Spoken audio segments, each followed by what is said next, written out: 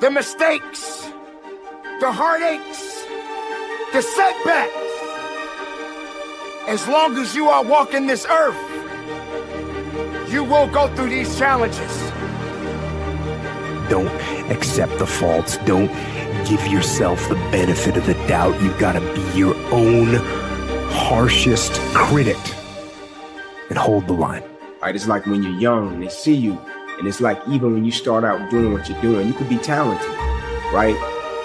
But that doesn't mean that it's over. It doesn't mean that you give up. It doesn't mean that you quit. It means that you got to thicken up that skin a little bit. It means you got to be able to walk through fire without having a fear of being burned. It's gonna get a little warm. You're gonna feel the heat. But you got to be cool. You got to calm your storm.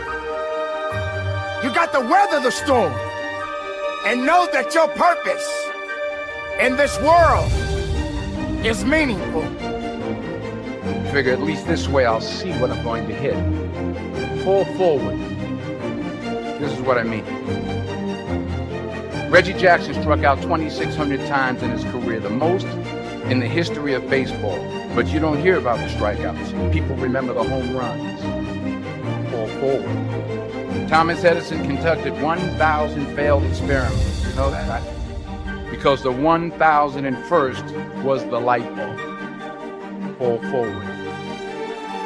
Every failed experiment is one step closer to success.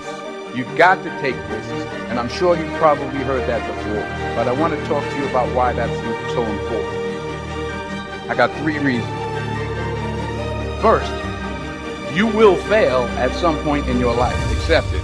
You will lose. You will embarrass yourself. You will suck at something. There's no doubt about it. The time that you have in this world is so precious. Let the world know that you matter. Believe in every step that you take.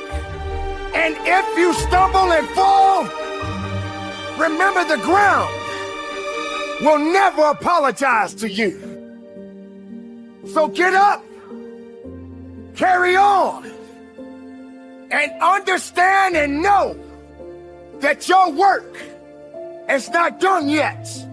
Recognize your truth. Be productive. Be powerful. And from the bottom of my heart, conduct your business. I'm telling you, embrace it, because it's inevitable. And I should know. In the acting business, you fail all the time. Early on in my career, I auditioned for a part in a Broadway musical. Perfect role for me, I thought, except for the fact that I can't sing. So I'm in the wings. I'm about to go on stage, but the guy in front of me, he's singing like Pavarotti. So they say, "Oh, thank you very much, and you'll be hearing from us." I didn't get the job. But here's the thing. I didn't quit. I didn't fall back. But I continued to fail, and fail, and fail. But it didn't matter, because you know what? There's an old saying, you hang around the barbershop long enough, sooner or later you're going to get a haircut. And then you start thinking about, what do your friends and family think? What do they see? What do they hear? And so the question becomes, how well do you represent yourself? What shortfalls do you have? Now, when you first...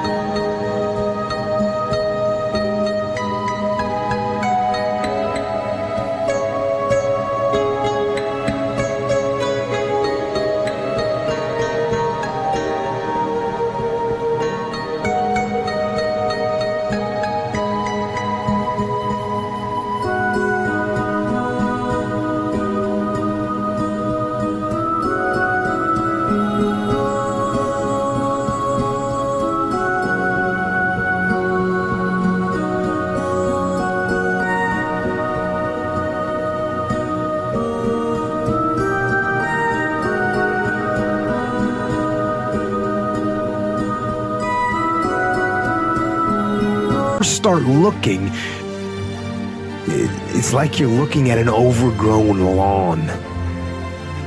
There are some big, obvious problems, so you do a broad, just kind of general cut of the grass.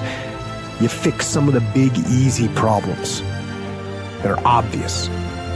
But once you've done that, once you've gotten rid of some of those big, obvious problems, you notice some more detailed problems. So then you handle them, and once you've got those handled, you see even smaller and more detailed issues, so you start trying to fix them. And so family is something that's very important, right? To be honest, I don't think a person, you know how a lot of times we consider someone to be great, right? So that guy's great, right? Like for me, the true measure of greatness is if you can reproduce it in your family, like with your children, right? If one day your children come up and they're great, not great in athletic ability, no, great people. I think, I think the greatest gifts in life and is belief and exposure, right? Because a lot of times, for me personally, the reason I say that is there was a lot of moments in my life to where it was people that saw things in me that I couldn't see in myself. And they believed in me in a way that I couldn't believe in myself yet. And I rented their level of belief until I got strong enough to possess my own. And that's what you do with yourself. You continually detach, and then you look, and then you refine, and then you detach, and then you...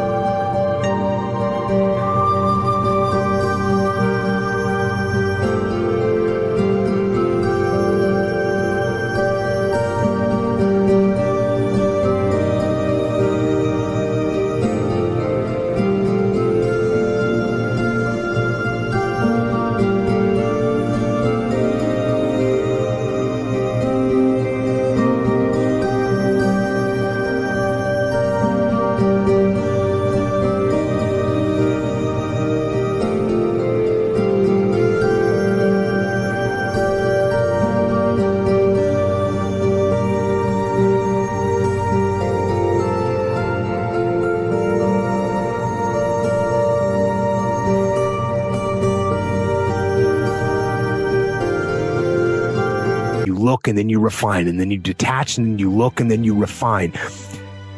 That's what you do. That's how you get better. And that process doesn't stop. It can't stop, because if you stop refining, then the weeds grow back, and the next thing you know, you can't see yourself anymore. And when you can't see yourself anymore, when you stop looking at yourself, then you accept anything. And that's wrong. And somebody older than you or more experienced than you can see you and know, like, oh man, if he did this or if he does this, then he could be great, right? And they can come to you and say, hey kid, man, you got something. Like, you could be great, right? Like my teachers and my coaches, when they came to me and they was like, son, I'm telling you, like, you could go to college, man. Like, you really, I know you're talking about it, but your circumstances are saying different. I think you can do it, right? And when they said it, I'm like, oh, I can do it. Like, I can make it happen, because they're believing in me making it happen. I think I can do it. So I think belief And the reason I say exposure is because, like, I think when you show people things, that's powerful. I think exposure sparks inspiration, right? Exposure sparks motivation. Like when I was coming up in that 2-bedroom house with all those people, and I went to the other side of town with my coach, and he was like, "No, you don't have to live like that. You can live a normal life." I say this to people all the time.